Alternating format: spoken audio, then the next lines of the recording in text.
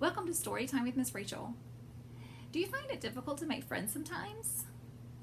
Sometimes we have to really try really hard to make friends, don't we? Sometimes it's really easy. Today we're going to hear a story about a little porcupine who has trouble making friends, but he comes up with a really good solution to help make some friends. Today's story is called Elmore.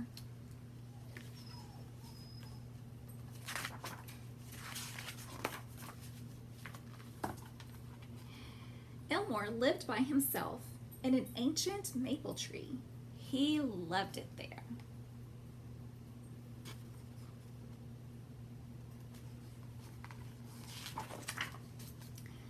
Every few days, he would climb down the huge tree trunk as darkness fell to graze on his favorite leaves and twigs. Then back he would go to his snug hollow in the ancient tree.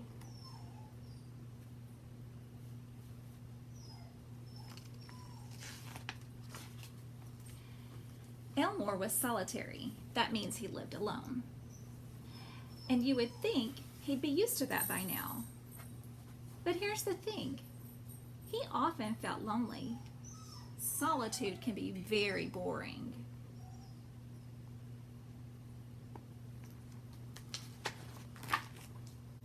He'd always had trouble making friends. What was the problem? After all, the L in Elmore's name, his mother once explained, stood for love. He put up a sign, "Friends Wanted."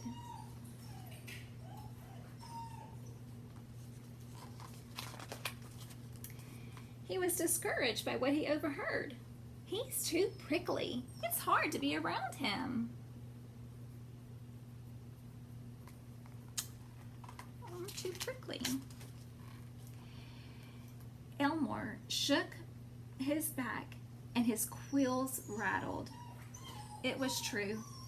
If you got too close, you might get needled, nettled, prickled. Elmore didn't mean it. It just happened. See all the prickles coming off of him? His needles? He spent a rainy day holed up in the ancient tree thinking about what to do. What could be done about his troublesome quills? They were there to protect him, like a coat of armor. But protect him from what? Elmo's life was peaceful. He was lucky.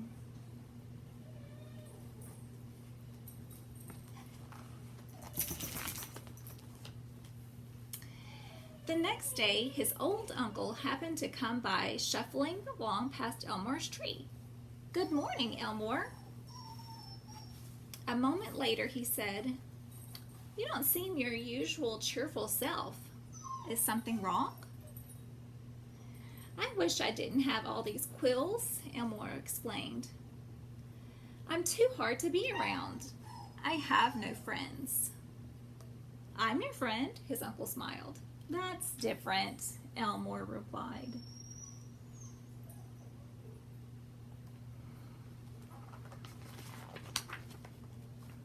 "But you are a porcupine," his uncle stated. "You wouldn't be a porcupine without quills." "I know," said Elmore. "I've got hundreds and thousands of them." "You're a handsome porcupine," his uncle added. "Your quills are beautiful. You should treasure them." See them in the treasure box.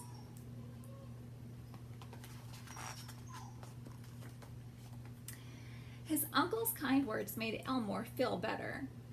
Then, as he looked around at the many quills scattered about his cozy dwelling, he had an idea.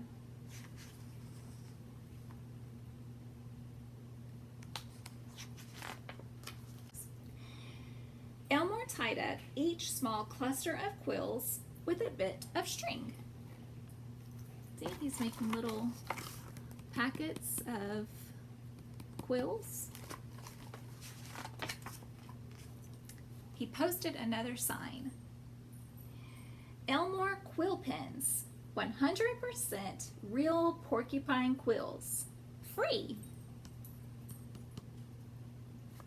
So he bundled up all the quills. Now he's going to give them away to the other animals in the forest. For 2 days, they went like hotcakes. Everyone could enjoy a quill pen, especially if it was made from 100% real porcupine quills, and free too. They could make ink from berries, Elmore suggested, which was extra fun. Everyone loves getting a note from a friend, he said as he handed out the bundles.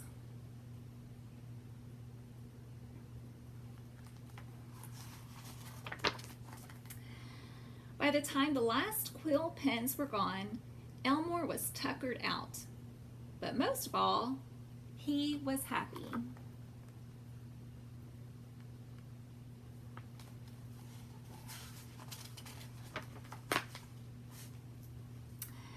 In the days that followed, he received all kinds of notes.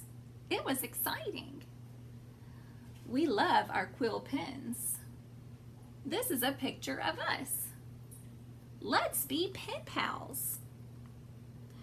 One bright morning after the quill event, there was a big sign tacked to the trunk of Elmore's tree.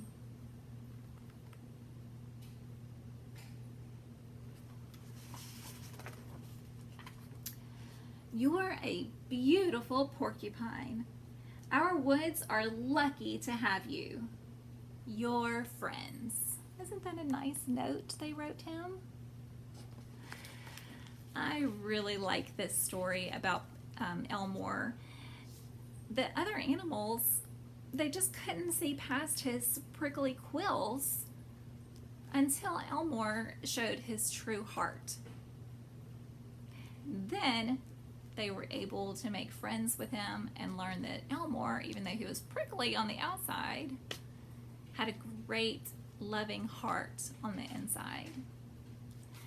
So it's important for us when we're looking to make friends to not judge people by what they look like on the outside. It's important that we look on the inside and look at their hearts. Okay? Today we are going to kind of do something similar to what Elmore and his friends did. We're going to try writing with something that isn't a pen or pencil or marker or crayon. Now, I'm sure we can't get porcupine quills, but we can get other things. Maybe you can get a Q-tip or a toothpick. Can you see? Toothpick? Right. And then you're going to get some berries. I used blueberries. And you're going to mash them up. So mash up your blueberries and get a good juice with the blueberries. Then you can use your Q-tip or your toothpick and you're going to write. Now you see here, I wrote the word hello.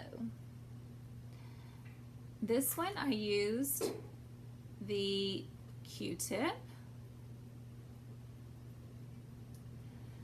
And this one I used the toothpick. Now with the toothpick I kind of had to turn it on its side and I had to get some bits. You see how some of the bits of the blueberries are there? I had to get a bit of the blueberry to help with the toothpick. The toothpick is really, really small, so it helped to have some bits.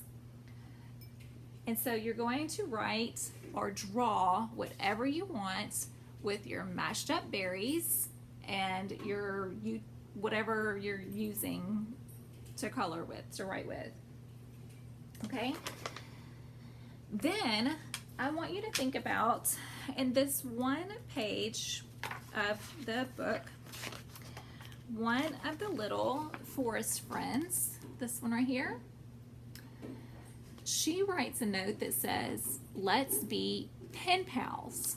Well, a pen pal is someone that you write letters to and you send them back and forth. So you send a letter to someone and then they send a letter to you and then you send it back and forth like that. That's a pen pal. Think about who can be your summer pen pal. Maybe you have a friend that moved to a different area, to a different state maybe, and you don't get to see them. Maybe you want to write a note to them or draw them a picture. Maybe you have a grandparent who doesn't live in your same state and you want to write to them, or a cousin or an aunt or uncle. Think about who can be your pen pal. And if you don't know how to write, that's okay. I know you can draw, and you can definitely send a picture that you drew to your pen pal and they would love it. And your grown-up can help you with the envelope and getting it in the mail. It's a really fun thing to do, especially over the summertime when school's out and there's nothing else to do. A pen pal is a lot of fun. Let me know how it turns out for you, okay? Thank you for joining me in my library, and I hope you enjoyed our book today about Elmore and learned how to not judge somebody by what they look like on the outside, but more of what they are like on the inside. I'll see you next time.